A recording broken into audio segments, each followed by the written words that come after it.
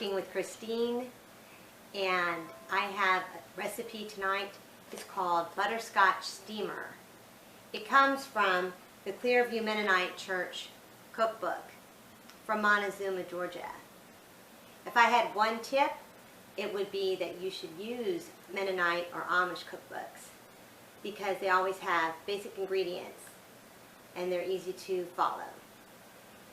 For Butterscotch Steamer, you're going to need the following. You'll need 2 quarts of milk,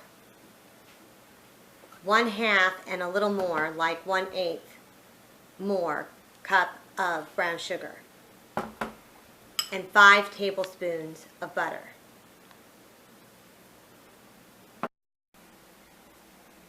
You take the butter, you place it in a saucepan along with your brown sugar,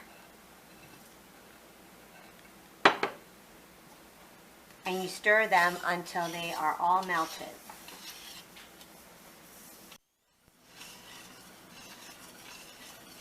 Once it's all melted, as you can see, over medium heat, you pour in your 2 quarts of milk.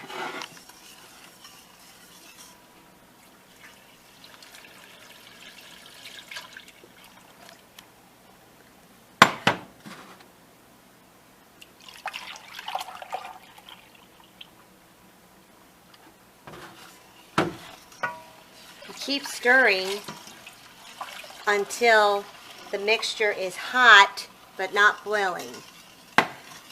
That's important. Just nice and steamy. You stir this mixture with the milk and the sugar and the butter until it's steaming but not boiling. This is a great hot drink for your children or yourselves anytime it's cold outside. My kids really like it, and I hope that yours will too. Have a blessed day.